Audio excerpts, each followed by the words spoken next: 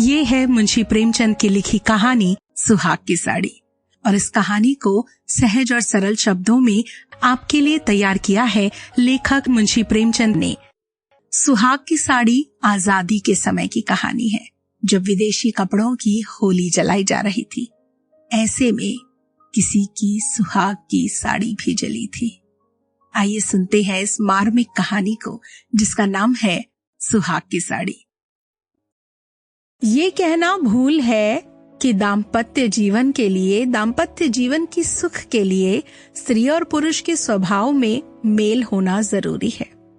श्रीमती गौरा और श्रीमान कुंवर रतन सिंह में कोई भी बात नहीं मिलती थी। गौरा बेहद उदार थी और रतन सिंह कौड़ी कौड़ी को दांतों से पकड़ते थे। गौरा हंसमुख थी तो रतन सिंह चिंताशील थे। वो कुल मर्यादा पर जान देती थी और रतन सिंह इसे सिर्फ पाखंड समझते थे। इन दोनों के सामाजिक व्यवहार और विचार में भी बड़ा अंतर था, लेकिन यहाँ उदारता की बाजी रतन सिंह के हाथ थी।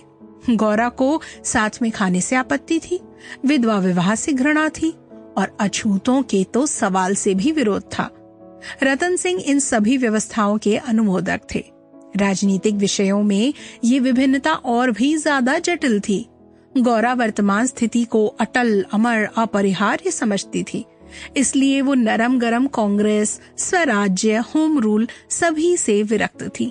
कहती थी कि ये मुट्ठी भर पढ़े लिखे आदमी क्या बना लेंगे, कहीं चने भी भाड़ फोड़ सकते हैं। और वहीं रतन सिंह पक्के आशावादी थे, राजनीतिक सभा की पहली पंक्तियों में बैठने वाले, कर्म क्षेत्र में सबसे पहले कदम उठाने वाले, स्वदेश व्रतधारी और बहिष्कार के पूरे अनुयायी। इतनी बेमेल बातों पर भी उनका दाम्पत्य जीवन सुखमय ही था। कभी कभी थोड़े मतभेद अवश्य हो जाते थे, पर वो सब हवा के झोंके थे, जो ठहरे हुए जल को हल्की हल्की लहरों से बस हिलाते रहते थे। वो प्रचंड झोंके नहीं थे जिनसे सागर विप्लव क्षेत्र बन जाता है। थोड़ी सी सदिच्छा सारी विषमताओं और मतभेदों को दूर कर देती थी। विदेशी कपड़ों की होलियां जलाई जा रही थीं।